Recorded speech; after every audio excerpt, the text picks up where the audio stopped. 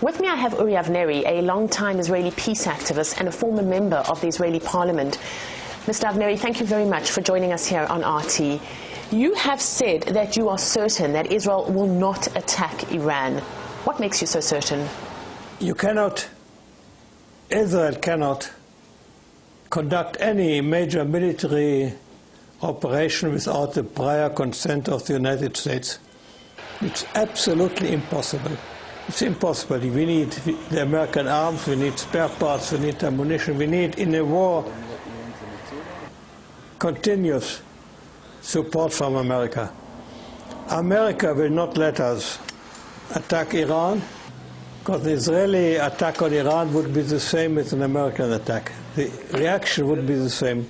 So why then all the hype and talk of Israel attacking Iran before Christmas? There are several objects. One object is to push the United States and Europe to do something, impose sharper sanctions and so on.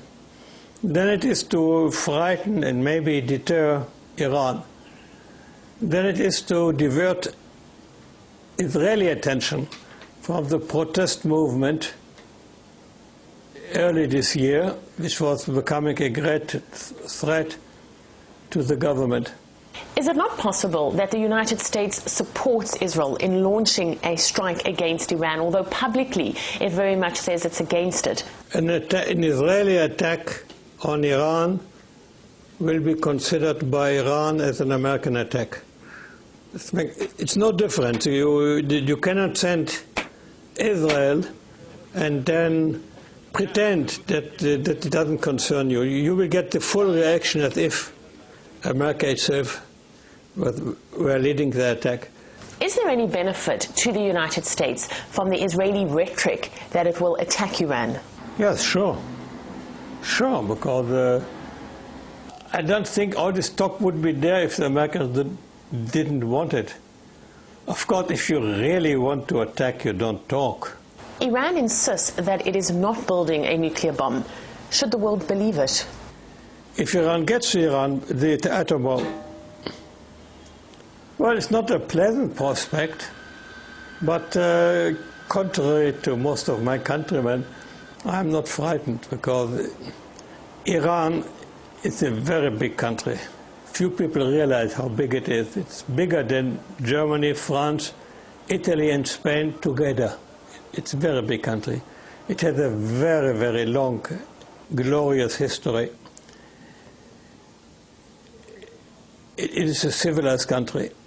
If they get the atom bomb, they will not use it the same we do not use it the same. The United States, after the Second World War, does not use it. How can you be sure that they won't use it? Your countrymen are very worried that they will. If they would use, it would be the end of Iran.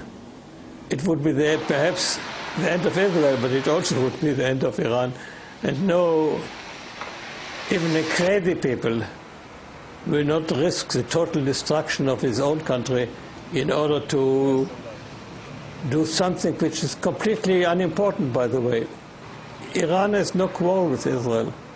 Iran has been for a long time our closest ally. There's no clash of interests. It's all talk. It's religious talk by somebody who is or pretends to be a religious fanatic. There's absolutely, people use the atom bomb, if at all, as really the last resort of desperation. Why does Iran need nuclear capability? Well, let me remind you that a few years ago, the United States was governed by a bunch of so-called neoconservatives, neocons, who decided first to attack Iraq, finish Iraq in 2 or 3 weeks, and then to attack either Syria or Iran. This was openly said, openly proclaimed. No responsible leader of Iran after that, or even before that, would dare not to produce an atom bomb. The only deterrent a country like Iran has against such plans is by having an atom bomb. One atom bomb is total insurance. What about the threat of further sanctions against Iran? Are sanctions part of the solution or part of the problem? I don't believe in sanctions, frankly. The sanctions may slow it down, but if a country decides to have a nuclear bomb for its own self-defense at any price, then sanctions won't help. And I think sanctions are just a pretext for the United States and Europe not to do anything. But they have to do something. You cannot be an American president up for re-election without at least seeming to do something very radical to frighten the Iranians off. And therefore, they all talk about sanctions, knowing that sanctions are unpleasant, but they are not crucial. Is Iran justified in its call to the International Atomic Energy Agency that it check whether or not Israel have nuclear capabilities? Well, they say Israel got 200 or 400 nuclear bombs. Why shouldn't we have a nuclear bomb to defend ourselves against Israel? This is being said every day, practically. We are in a very curious situation in this respect, because no one in the world doubts that we have a very big amount of nuclear bombs, yet we want to deny another country from having nuclear bombs. Does Israel have the military capability to fight a war with Iran? Many people doubt it. It's a very significant fact that all the Israeli security establishment, not just the army, but also the intelligence community, are against an attack on Iran. The chief of the Mossad, the former chief of the Mossad, said that attacking Iran is the absolute most stupid idea he's ever heard in his life. A war with Iran is by far the biggest war which Israel has ever fought, incomparable to any of the wars with Egypt or other little countries. A war with Iran would mean, one, that the Israeli army will have to bombard dozens of nuclear installations over and underground to do the job. To do this, it has to fly over Turkish or Syrian or Jordanian or Saudi Arabian territory, which is a question by itself. And it would risk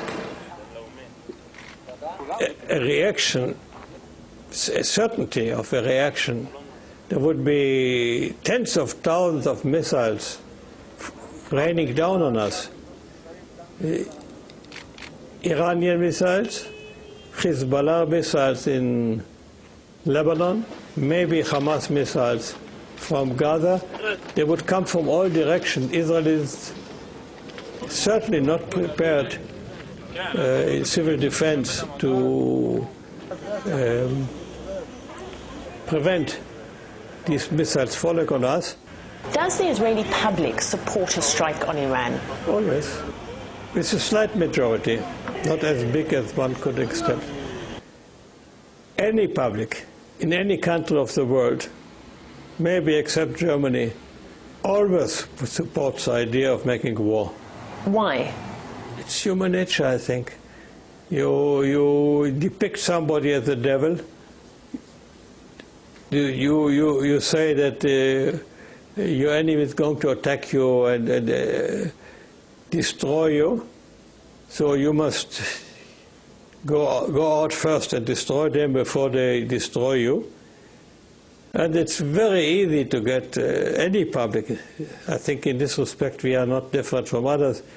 You can always incite the people to be enthusiastic about going to war. is part of the incitement on behalf of the government that you talk about because of the growing isolation of Israel in the international community? If Israel attacks an Islamic country, the whole Islamic world will unite against them.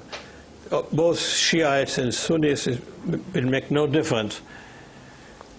In connection with the Arab Spring, the democratic revolutions in Arab countries, we will be surrounded by hostile countries. We'll be facing a different Arab world the next day. I think the more you think about it, the more irresponsible and stupid the whole idea looks. Are you afraid for the future of Israel? I'm more afraid of developments inside Israel than of any foreign danger. I think Israel is reasonably secure militarily and will be for a long time to come. If we don't make peace with the Palestinians, Israel will become very soon an apartheid state, and this is a real danger, because this would mean the collapse of anything we had hoped for in Israel.